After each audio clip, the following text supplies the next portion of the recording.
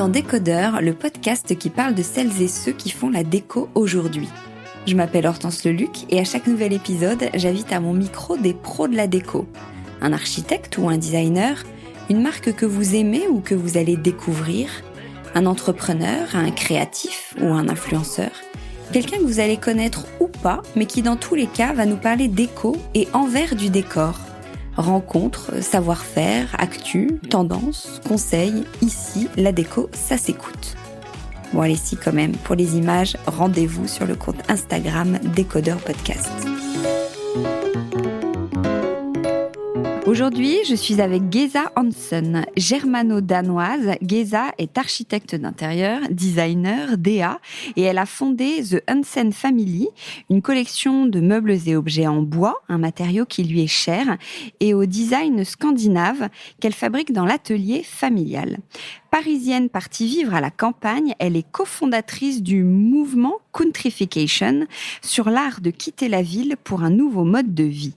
Les trois acolytes à l'origine de ce projet, très tentant pour beaucoup d'entre nous, en ont même fait un livre qui vient de sortir. Bonjour Geza. Bonjour. Alors on est au Café Compagnon, qui est un peu le lieu dont tout le monde parle en ce moment. C'est la 3e adresse de Charles Compagnon, qui est donc restaurateur, sommelier, torréfacteur, mais aussi ton mari, on peut lui dire. Comment vous avez travaillé ensemble sur ce projet ?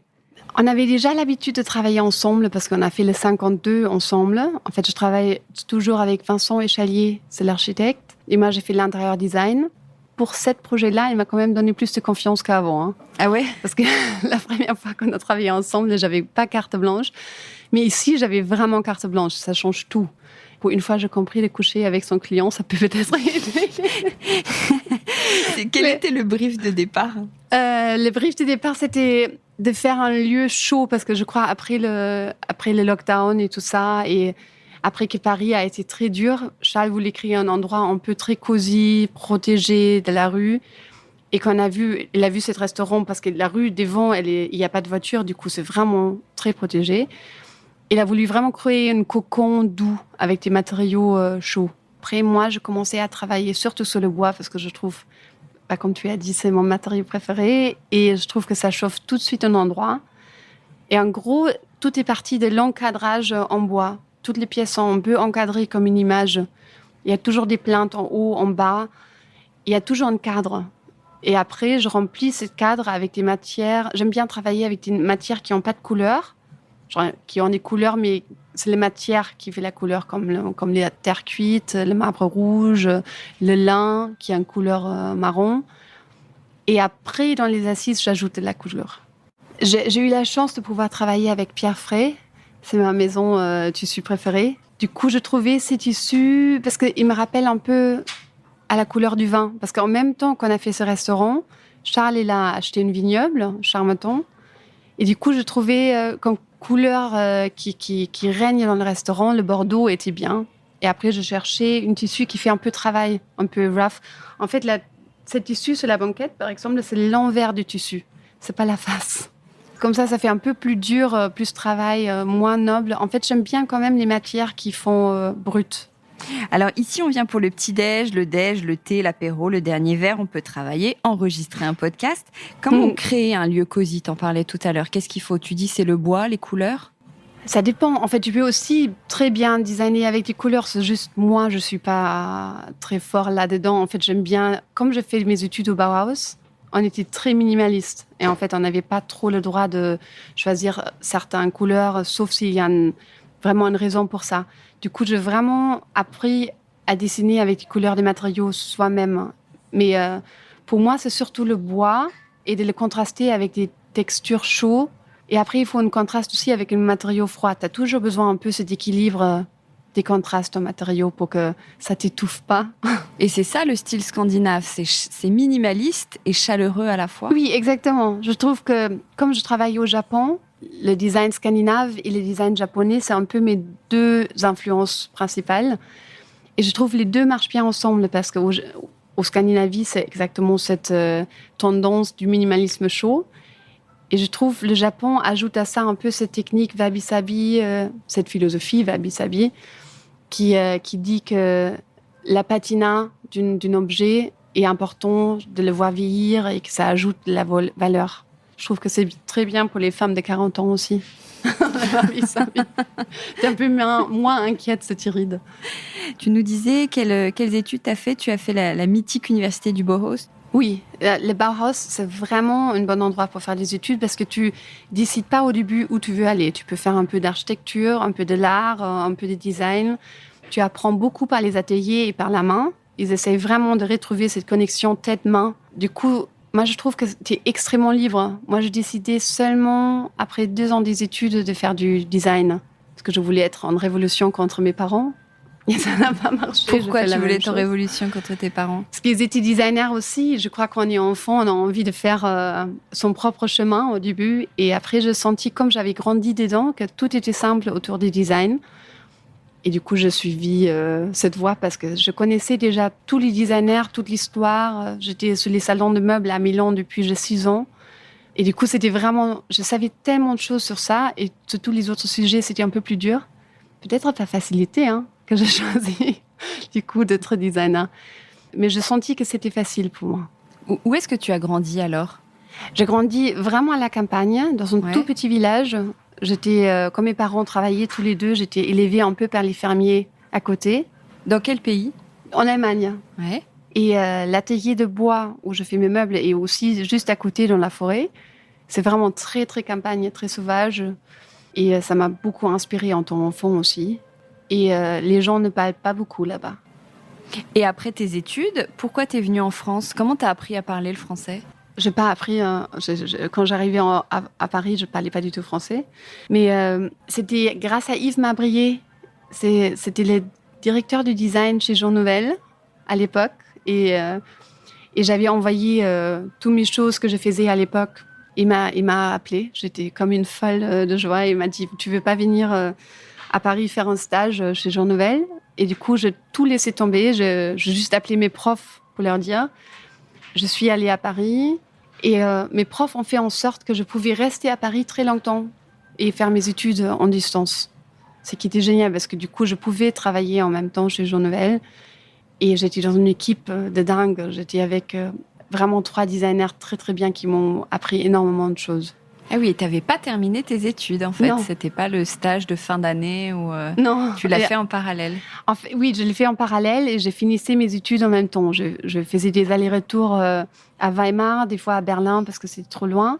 C'était grâce à Axel Kufus, mon prof de design, que je pouvais tout faire ça en parallèle. Et alors, c'est comment de travailler avec Jean Nouvel? Qu'est-ce que ça t'a appris? Moi, je travaillais surtout avec Aurélien Barbie, qui est un super designer. Et avec David Tulstrup à l'époque, qui a dessiné le Nomain. Et je voyais Jean de loin. On était une petite équipe de designers assez protégée. Et du coup, je l'ai vu passer dans l'agence, mais c'était vraiment... Ah, t'as jamais eu de réunion avec lui, par exemple? En tout cas, s'il y en avait une, j'en parlais pas. Je crois qu'il y avait 1 ou 2. Mais j'étais dans un coin et je parlais pas. Mais c'était... Tout ce qu'il disait pour les briefs des objets au début, c'était extrêmement inspirant. De commencer à réfléchir sur un objet, là, il était vraiment extrêmement fort. Je trouve qu'il est extrêmement fort de toute façon. Et alors après, tu as créé ta marque, Janssen Family. Pourquoi tu as voulu créer ta marque alors que tu aurais pu avoir peut-être une très belle carrière avec Jean Nouvel ou avec d'autres? J'ai décidé de quitter l'agence parce que j'avais vraiment l'impression que si je veux monter quelque chose moi-même, il faut que je commence maintenant. Parce qu'après, on peut aussi très bien rester dans des grandes agences très longtemps et de jamais travailler pour soi-même. Et je trouvais aussi, quand on travaille pour des grandes entreprises en design, tu as toujours besoin des appareils énormes pour fabriquer quelque chose. Et avec les boîtes, on n'a pas besoin. Tu as juste besoin de petit atelier et tu peux faire des trucs incroyables. Et comme je grandis dans l'atelier de mon grand-père, je me suis dit, mais en fait, je veux juste reconstruire cette histoire et travailler avec mes parents. Là, en fait, c'est mes parents qui travaillent avec moi dans cet atelier de bois et les gens du bois qui font tous les meubles. Mais je trouvais que c'était dommage, en fait, de plus continuer cet atelier. Donc, c'est toi qui as créé la marque ou elle existait d'une certaine manière? Non, c'est moi qui l'ai créée. En fait, dans ma famille, ils ont toujours eu des marques. Mon père s'appelait du coup Hans Hansen. C'était toujours des marques très perso, toujours axées sur une personne. Et moi, comme je grandis en famille et qu'on a toujours travaillé en famille, et que j'adore travailler avec mes amis aussi dans cet environnement de famille, je trouvais ça important que ça s'appelle plutôt The Hansen Family et pas Geza Hansen, pour pouvoir toujours faire des collaborations facilement, de rentrer d'autres designers. Je trouve qu'il n'y a rien mieux que faire des collaborations, de toute façon. C'est-à-dire ? De travailler avec d'autres designers ensemble. Je trouve que c'est toujours par le hasard que tu crées des choses Tu géniales. veux pas avoir ta marque juste à toi ? Non. Non, je trouve que je me limite. Genre, ça sera limitante. On dit ça comme ça, ouais. Limitante. Tu veux dire quoi exactement ? En fait, je crois que si une marque a ton propre nom, les autres doivent toujours travailler oui, je vois ce que tu veux dire.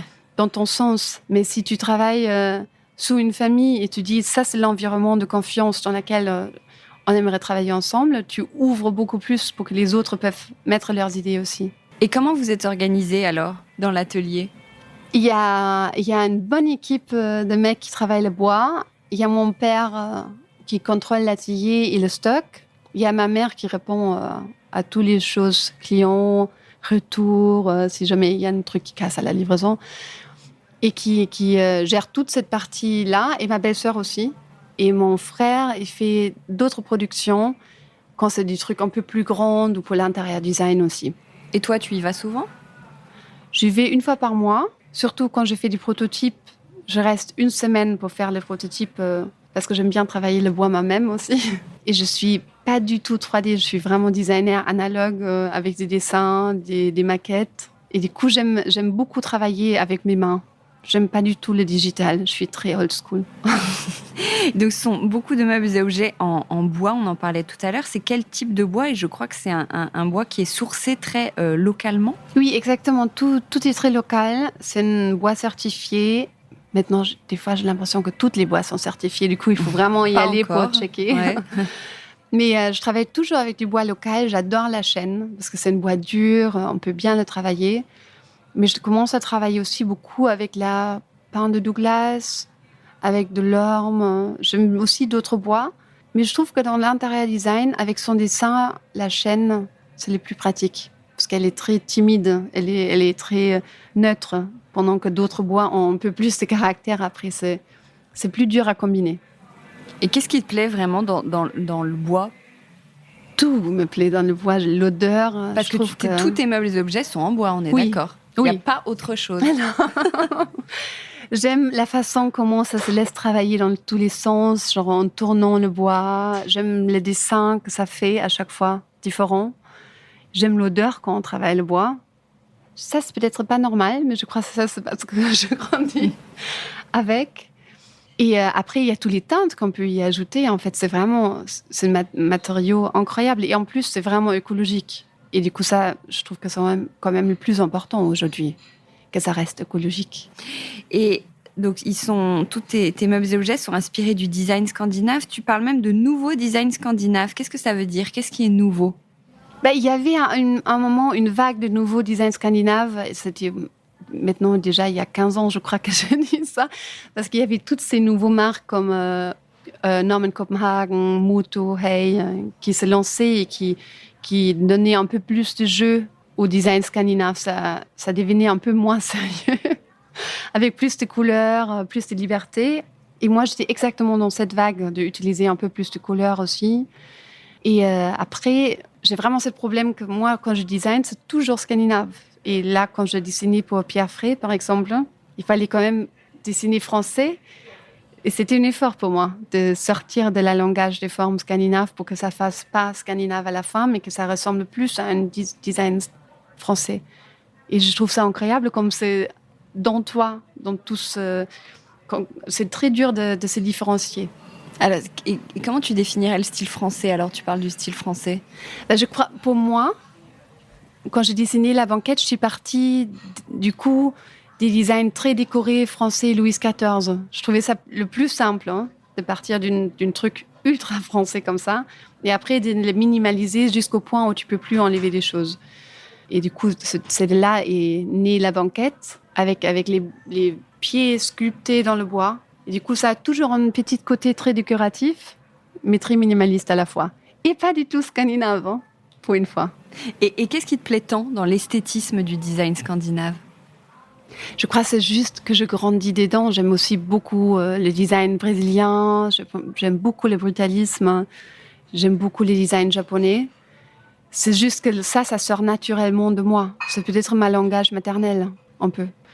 Après, quand j'essaye de dessiner dans un autre style, ça coûte plus d'efforts et c'est un peu plus étrange pour moi. Mais j'aime bien essayer, hein, mais c'est beaucoup plus dur. Et tu sors régulièrement de nouveaux meubles ? Oui, là je travaille sur un fauteuil qui sort dans 2 mois. Il faut que j'aille encore à l'atelier pour faire un nouvel prototype. Qui va être, je voulais travailler sur un fauteuil que tu peux mettre devant les cheminées. C'est mon nouvelle envie, devant un fauteuil, devant une cheminée. Et nous, on peut l'acheter ou tu travailles uniquement avec des professionnels pour ces collections ? Ah non, tout le monde peut l'acheter. C'est ma mère qui va te répondre. La commerciale. Oui, et à Paris, on peut l'acheter à la trésorerie aussi. Alors, tu es architecte d'intérieur aussi, puisque tu as fait ce restaurant, le Café Compagnon. Tu disais, tu as fait le 52, Faubourg Saint-Denis, oui. Dans une ancienne boucherie, la boutique Le Mont Saint-Michel, la nouvelle librairie Galerie Photo, la Une, l'hôtel Ami du groupe Orso, qui est très beau. On vient te chercher pour ce style, donc scandi minimaliste, un peu fonctionnel, où tu peux proposer aussi un autre éventail. Je crois on vient me chercher pour un certain minimalisme chaud quand même. Parce que je ne suis pas aussi fou que certains d'autres designers que j'adore. Je sais que je reste toujours assez minimaliste. Mais c'est une bonne question. Pourquoi on me cherche ? Parce que les nouveaux projets sur lesquels je travaille, là, ils ne sont pas scandinaves. Mais je crois qu'on me cherche pour la authenticité des matériaux. Peut-être. Oui, je dirais ça. Mais est-ce que ça t'amuse de travailler d'autres styles ou tu as envie de rester très scandinave, qui pourrait être ta signature ? Ou tu préfères ne pas avoir de projet signature, tu vois ce que je veux dire ? Oui, je vois exactement. En fait, je me dis, Hôtel Ami, est-ce que ça te semble scandinave, Hôtel Ami ? Oui, toujours un peu, mais pas complètement. Parce que je crois que j'essaye souvent de sortir de la coque scandinave pour faire autre chose et je retombe dedans après. Alors, il y a toujours, c'est vraiment un DNA qui restera toujours comme une petite vague dedans. Et j'ajouterai des nouvelles inspirations d'ailleurs. Mais je crois que la colonne vertébrale, ça reste toujours ça, si je veux ou pas. Et l'artisanat, c'est très important pour toi aussi. Tu fais beaucoup de sur-mesure ? Oui, beaucoup de sur-mesure et avec des gens que j'adore. Parce que du coup, j'ai vraiment cette chance de travailler avec cette équipe de bois depuis maintenant 20 ans. Oh, fou. Ça nous rajeunit pas. Non. Et ta première collection, elle a remporté 2 fois, je le signale quand même, le prix international Red Hot et l'international Good Design Award du Chicago Athenaeum, qui est un musée sur l'art du design à Chicago. Ouais, ça t'a aidé, ça, à te faire connaître ou Ça aide toujours, ça donne une certaine notoriété. Je sais que là, j'ai gagné une nouvelle et je n'ai pas le droit de le dire parce que je crois que ça sort seulement le 20 juin. Non, ça c'est moche de faire ça, de pas nous dire. Mais je peux dire que j'ai gagné un nouveau. Ça aide toujours pour la notoriété quand même et ça fait toujours plaisir parce que tu as l'impression que tu es sur le bon chemin quand même. En fait, je trouve ça important. C'est une petite récompense sur le chemin, je dirais. Qu'est-ce que tu préfères faire dans ton métier ? Quelle partie tu préfères ? J'aime bien travailler vraiment le bois, ça c'est ma partie préférée. J'aime bien manuellement, échanger. Tu veux dire, dans l'atelier ? Exactement, quand je suis vraiment sur place. Et qui t'a appris ce métier ? Mon grand-père. Et j'aime bien parler avec les clients. J'ai la chance d'avoir des clients incroyables. J'ai beaucoup travaillé avec Marina Foïs, qui est ma cliente préférée. Ah oui, donc tu fais du perso aussi, des particuliers. Et elle a un goût incroyable. J'ai presque l'impression que c'est elle qui m'apprend des choses des fois. Parce qu'elle a cette goût italien, en plus, par sa famille, dans l'architecture, qui est vraiment génial. En fait, d'échanger avec tes clients, c'est vraiment important pour moi. Et après, sourcer des tissus chez Pierre Frey, je trouve ça incroyable aussi. Il y a vraiment tellement de choses. Le matin, je me lève, il y a mon cœur qui bat, comme tu sais, quand tu es amoureuse. Et en fait, je me suis rendu compte que c'est mon travail qui fait ça. Mon mari aussi. Mais je me suis vraiment rendu compte que quand j'ai un nouvel projet, c'est vraiment cette excitation. Et j'aime beaucoup échanger avec les autres designers aussi. Tu te sens pas en concurrence avec eux ? Non, jamais, parce qu'on n'a jamais le même style. Par exemple, j'aime beaucoup ce que Pierre Jovanovic fait. Et j'aime beaucoup cette personne. J'aime beaucoup les festen. Et j'aime beaucoup ce qu'ils font aussi. Mais je trouve qu'on fait jamais la même chose de toute façon. Parce qu'on a toujours envie de faire un design sur ses propres expériences et inspirations. Et du coup, ça sera toujours différent que les autres. Et je trouve qu'il y a toujours, par exemple, moi, avec les boîtes tournées, cette forme, j'étais un des premiers. Et après, ça s'est retrouvé sur plein d'autres chantiers et objets en même temps. Et je trouve que c'est ça en même temps qui est bien, hein, de découvrir un truc et après, ça se transforme dans autre chose. C'est toujours en transformation. Je crois que ça, c'est important aussi d'avoir en tête de pouvoir partager les inspirations. C'est important aussi, je trouve. Quelles sont tes inspirations, toi ? Quand je vais aux puces, ça m'inspire beaucoup. J'y vais presque tous les vendredis matins. Et pour faire quoi ? Pourquoi tous les vendredis matins ? Parce que tous les vendredis matins, il y a tous les designers qui y vont. Oui, mais pourquoi toi, tu te dis que tu veux y aller tous les vendredis matins ? Je trouve toujours des objets qui m'intéressent, que je ne comprends pas. C'est drôle parce que c'est souvent dans l'incompréhension que je m'inspire. Quand je vois un objet que je ne comprends pas tout de suite pourquoi il est comme ça. Et ça amène une nouvelle vocabulaire à ma langage de design, du coup. Et de trouver à chaque fois des nouvelles formes. Au plus, tu trouves des formes un peu autrement que dans les magasins d'aujourd'hui, en fait. C'est vrai que je ne m'inspire pas du tout dans les magasins. C'est vraiment dans le design ancien et après de le transformer dans quelque chose de nouveau, c'est ça qui est intéressant. Et tu achètes beaucoup de déco, toi, à titre perso, ou tu chines beaucoup ? Je chine beaucoup pour des clients, parce que du coup, j'ai l'impression que ça fait plus écologique, parce que ça va quelque part. Parce que je trouve que l'écologie, c'est quand même un truc important dans notre travail, presque le plus important maintenant. Du coup, c'est vrai que au moins, si tu chines, c'est déjà quelque chose qui a déjà existé et qui ne va pas être écrit nouveau, du coup. Ça, c'est toujours bien. Pour moi-même, je crois que j'ai tout ce que j'ai besoin, un peu. En fait, je n'ai pas envie de changer tout le temps ma déco. J'ai envie que ça reste... je trouve que c'est que bon quand ça peut rester pendant les prochaines 20 ans comme ça. Du coup, les nouvelles chantiers, ça m'aide parce que comme ça, je peux placer les choses. Mais je ne suis pas du tout quelqu'un qui change souvent sa déco à la maison. Où est-ce que tu te vois dans 15 ans ? T'aimerais faire... Est-ce qu'il y a des projets que tu aimerais faire ou comment tu vois évoluer ta marque ? J'aimerais bien faire plus des projets d'hôtels, restaurants, intérieur design, tout ça. J'adore créer des lieux où les gens s'amusent.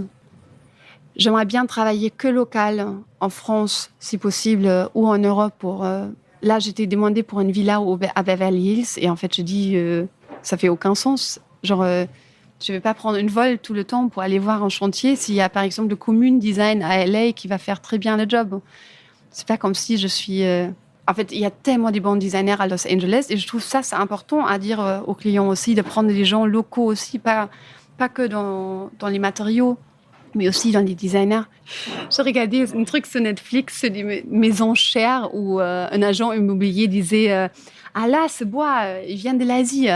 Ils se sont vraiment cassés la tête pour trouver les matériaux. C'était pas au coin de la rue. Et moi, c'est tout l'inverse. Chaque fois que j'ai un jeune chantier, là, je travaille sur un chantier dans les Alpes, c'est tellement important de trouver exactement les matériaux au coin de la rue et de les transformer à quelque chose de sublime.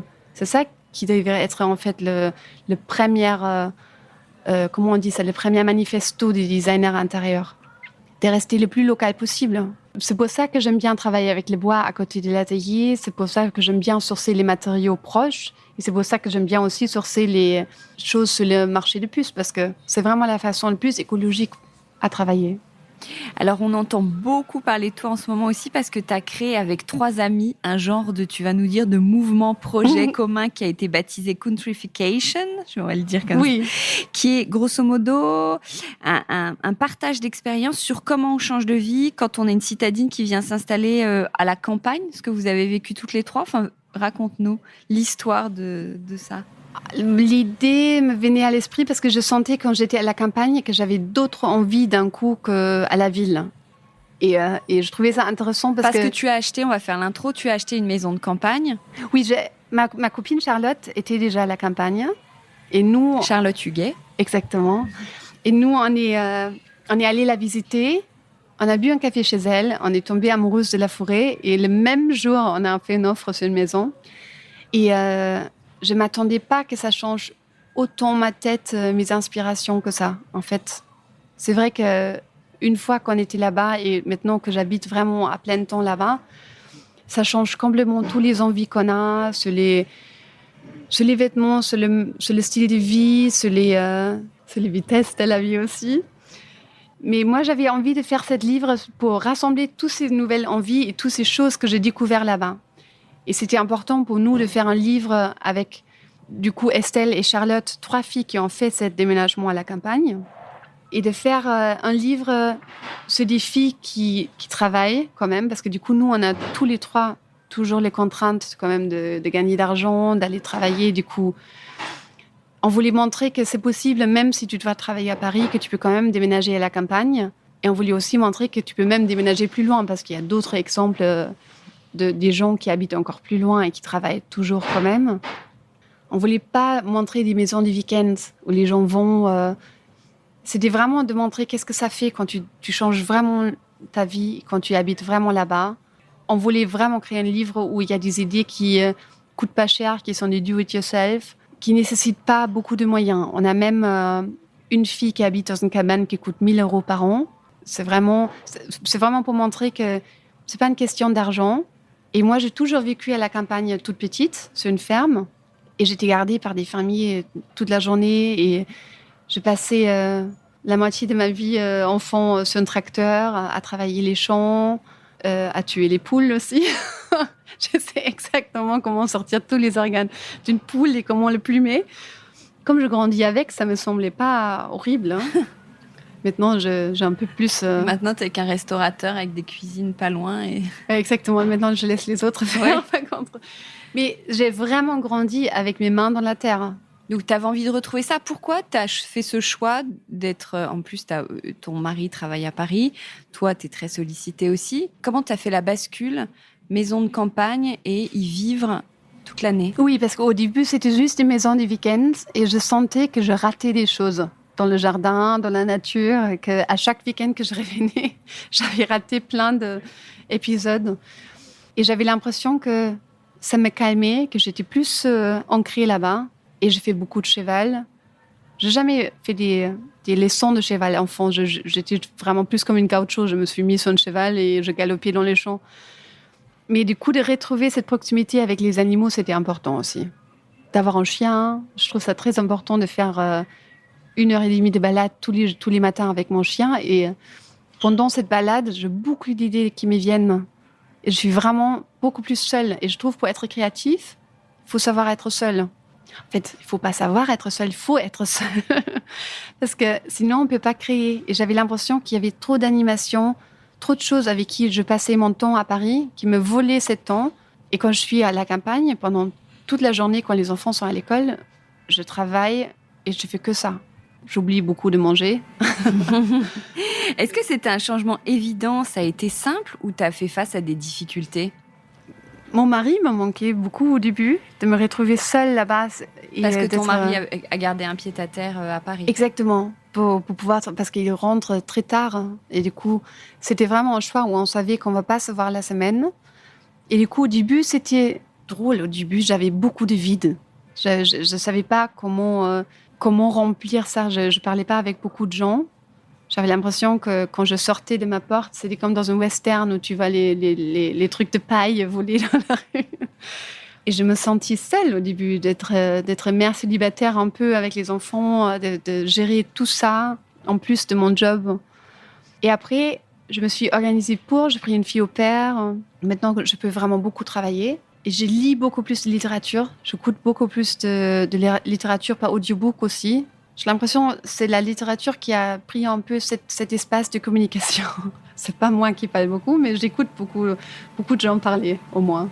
Et quels conseils tu donnerais à des personnes qui sont tentées parce qu'on est très nombreux depuis le confinement, les citadins ont tous envie de plus d'espace. Quels conseils tu donnerais à ceux qui sont tentés de changer de vie comme toi tu l'as fait? J'ai ma voisine, Christine, qui est aussi dans notre livre, qui a 80 ans, qui était intérieur designer à la base et qui a fait ce changement à la campagne très très tôt, après sa divorce. Et en fait, elle m'a dit, vous êtes la première génération où c'est réellement possible de faire ce changement à la campagne. Parce qu'on est tellement connectés. En fait, tu peux quand même faire des présentations sur Zoom, ça se fait de plus en plus. Si jamais j'ai une présentation en live, je peux aussi y aller, comme aujourd'hui avec toi et moi ici. En fait, c'est vraiment possible maintenant, parce que je crois que la société a accepté que tu peux pas toujours être là. Et du coup, maintenant, c'est devenu facile. Tous les gens qui ont fait ce changement disent, tu vas voir, c'est plus facile que tu penses. Et après, il y a des conséquences à prendre en compte. Genre, le chemin au travail va être plus difficile. Comme ce matin, quand j'ai raté un train.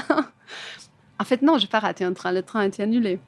Et du coup, tu as des contraintes qui vont faire que c'est plus dur. Et tu as des choses... C'est toujours un équilibre. Hein. Il y a des choses qui vont être plus dures et des choses plus faciles. Mais je trouve d'être dans la nature et finalement d'être seul et de ne pas avoir de bruit. Et le soir, d'être sur ta terrasse avec un verre de vin et de regarder les étoiles, c'est tellement un luxe aujourd'hui, en fait. Je trouve que le nouveau luxe, c'est vraiment d'être un peu seul. C'est horrible de dire ça. Non, c'est pas horrible. Mais de se trouver avec soi-même et de se sentir bien avec soi-même et de pouvoir aussi vraiment travailler sans être, comment on appelle ça en français, quand quelqu'un d'autre te dérange. Et en plus, j'ai 3 enfants. Du coup, je suis quand même beaucoup dérangée. Hein. Donc, ça te nourrit personnellement et professionnellement. C'est surtout professionnellement. Ça ne te ralentit pas professionnellement d'être partie de Paris? Non, je travaille beaucoup plus. Et ça m'a ralenti personnellement, par contre. Ça, c'est vrai. Du coup, je suis contente quand il y a des choses à Paris, quand je vois mes amis. Il faut quand même être prête à être plus seule. Mais du coup, le temps que je suis plus seule, je suis plus productive. Plus efficace, ouais. Quelle est ta définition du slow life? On en parle beaucoup, de la slow life. Je suis pas très slow, moi. C'est vraiment quelque chose que tout le monde en parle. C'est vrai que moi, je me lève à 5 heures du mat pour pouvoir faire un peu de sport avant que les enfants se lèvent. 5h30 plutôt, parce que... Waouh! Mais du coup, après, j'amène les enfants à l'école. Après, je commence à travailler et je travaille beaucoup. Et après, la fille au père va les chercher, les ramène, il y a les dîners. Et après, je continue à travailler. Du coup, même si je suis à la campagne...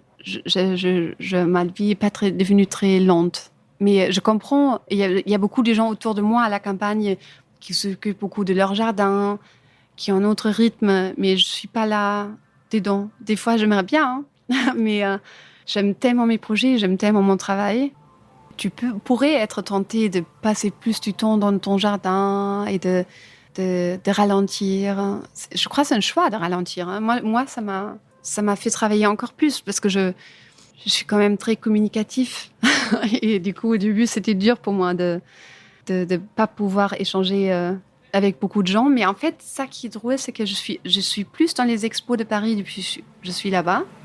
Oui, tu profites plus de Paris. Souvent, c'est ce qu'on dit. Incroyable. Les Parisiens ne profitent pas forcément de Paris. Et quand tu t'en vas, tu reviens et tu refais ce que tu ne faisais pas sur place. Oui, je ne le croyais pas. Et c'est exactement ça. J'ai vu toutes les expos. D'un coup, je suis allée beaucoup plus à l'opéra. Et c'était facile quand même, parce que c'est pas si loin que ça. Et je crois que tu as plus soif, du coup, à faire ça. Parce que quand j'étais à Paris, je me dis la semaine prochaine. Et j'étais dans un rythme beaucoup plus boire des cafés avec mes copines. Donc le livre s'appelle Campagne et le compte Instagram Countryfication. Countryfication. Oui, c'était vraiment juste pour créer... Moi, j'allais te dire Countryfication. C'est pour ça. Campagne, c'est plus facile. Mais c'était vraiment juste pour montrer à quel point ça fait du bien quand même de vivre à la campagne et de faire tous ces expériences. J'ai l'impression qu'au début... J'avais l'impression que la campagne ne le prend pas mal si je la vois pas pendant longtemps et que je devais plus faire des contacts à Paris et des conversations avec des gens. Et maintenant, j'ai l'impression que c'est exactement l'inverse, que je rate beaucoup plus dans la nature qu'à Paris. Et comment vous avez imaginé, comment tu as aménagé, décoré cette maison? Est-ce qu'elle est très campagne ou pas forcément? Et comment on passe d'une grande maison qu'on n'habitait pas tous les jours à sa résidence principale? Ah, ça, c'est une bonne question. En fait, au début, je l'ai dessinée en très colorée, cette maison, parce que j'avais peur du style maison de campagne, un peu genre avec des poutres blanches et ce genre de choses. Du coup, je me dis, je vais lui donner un caractère un peu comme dans les images de Wilhelm Hammershøi, avec beaucoup de teintes bleues. C'est un peintre danois qui a peint beaucoup d'intérieur. Et on n'a pas beaucoup changé cette maison depuis. On y habite en plein temps. Juste, on apprécie beaucoup plus d'être là-bas. Mais tous les meubles étaient dessinés par moi parce que je trouvais ça drôle en fait de me dire que plus tard, mes enfants ont une maison où tous les meubles sont dessinés. Et du coup, chaque meuble, ça a pris du temps hein, de dessiner chaque meuble. Du coup, maintenant, elle est quand même prête, je trouve. Et ça qui est le plus important, c'est qu'on a une chambre d'enfants. C'est vraiment ça qui change tout. Parce que du coup, il y a une chambre dédiée à eux, où ils mettent le bordel, où ils sont tout le temps. Ça les rend extrêmement indépendantes parce qu'ils sont habitués de jouer là pendant des heures, pendant que moi, je travaille dans mon atelier au-dessus. Mais c'est vraiment une bonne maison pour recevoir des gens. On a des chambres d'amis et chaque pièce est dessinée autrement, avec une autre couleur. C'est vraiment un bon endroit pour recevoir du monde. On y est beaucoup à Noël. Il y a la famille de Charles, ma famille, la famille de mon ex-mari. Du coup, on aime bien genre, remplir la maison et de accueillir des amis aussi. Et quelle est ta pièce préférée dans ta maison ? Ça dépend des saisons. En hiver, c'est devant la cheminée. C'est pour ça que je veux absolument dessiner cette chaise devant la cheminée. Parce qu'elle est quand même très froide en hiver. Et ça, il faut s'y habituer au début. En fait, une fois que tu t'es habitué, tu as des pantoufles moutons et des grosses pulls et ça va. Mais au début, j'avais très froid. Et en été, c'est plutôt le jardin, c'est tout ce qui est extérieur. Mais j'aime beaucoup ma chambre aussi. Parce qu'en fait, souvent, après que les enfants dorment, je continue à travailler dans ma chambre. Et j'aime vraiment beaucoup ma chambre. Il y a des rideaux dorés de pierre fraîche qui je ne sais pas pourquoi, mais ça me donne un sentiment d'être tellement protégée et doux et chaud.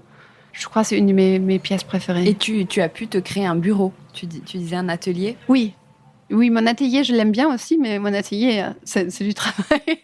J'ai l'impression quand j'y vais, je sais que je vais y aller et rester et travailler et sortir toutes les choses qu'il faut. Tu sais, un peu par pression. Pendant que quand je travaille dans ma chambre, c'est un peu libre. Souvent avec un verre de vin. Du coup, c'est un peu plus détendu. Il y a toute une notion de transmission qui a l'air très importante dans ta famille et notamment avec The Hansen Family. Est-ce que toi, tes enfants, ils sont sensibles à tout ça ? Oui, je crois qu'ils sont très sensibles. Hein. Et déjà, je sens qu'ils sont sensibles aux matériaux. Ils font la différence entre les différents marbres, le bois. Je les vois toucher les matériaux beaucoup. Et ici, c'était la même idée au Café Compagnon. Je voulais rentrer la côté espagnole de Charles. Et son grand-père, c'était un grand sculpteur qui faisait des sculptures mais incroyables en Espagne. Et en fait, de rendre ce travail dans ce lieu, je trouve d'avoir quelque chose de ta famille en transmission dans ton design, ça rend une âme, ça fait une âme pour ton projet. Je crois beaucoup dans le Zeitgeist. Je crois que ça amène toujours un sentiment. Tu crois beaucoup en quoi ? Tu sais, c'est le mot allemand Zeitgeist. Genre cette Zeitgeist, comment on peut expliquer ça ? C'est juste un sentiment de l'espace à ce moment-là. Et je trouve finalement tout ce qu'on fait dans notre vie, c'est une transmission de tout ce que notre famille nous a donné. Hein. Il y a beaucoup de mémoires d'enfants qui ressurgissent chez beaucoup de designers. Ils transforment ça dans leur travail d'aujourd'hui. Du coup, je crois tout le monde là, moi, je les mets beaucoup en avance parce que j'ai l'impression, du coup, c'est leur valeur, par exemple, à ma famille ou au grand-père de Charles, que je transforme, du coup, à quelque chose de nouveau, mais c'est grâce à eux. Ou, par exemple, aussi le savoir-faire de travailler le bois, aussi tout le temps que je passais à la ferme. Toutes ces expériences que les autres gens m'ont données font que je suis inspirée par ce que je fais aujourd'hui. Ça fait du sens. Mais c'est hyper clair. C'était un bonheur de t'écouter, Geza. Merci beaucoup. Super, merci échange. À toi. Merci, au revoir. Décodeur, c'est terminé pour aujourd'hui. Merci beaucoup d'avoir écouté en entier. Si vous avez aimé cette émission, n'oubliez surtout pas de vous abonner au podcast pour ne pas rater les prochains épisodes. Bien sûr, vous pouvez aussi la partager en l'envoyant à vos proches ou en story Insta. D'ailleurs, vous pouvez me retrouver sur le compte Décodeur où je poste quasiment tous les jours. Et si jamais vous écoutez cette émission sur Apple Podcast et que vous avez 20 secondes, n'hésitez pas à laisser un commentaire. C'est juste sous la liste des épisodes. C'est comme partout, plus j'ai d'avis et d'étoiles, plus le podcast se détache et se fait connaître. Voilà, merci beaucoup et à très bientôt alors, ici ou ailleurs.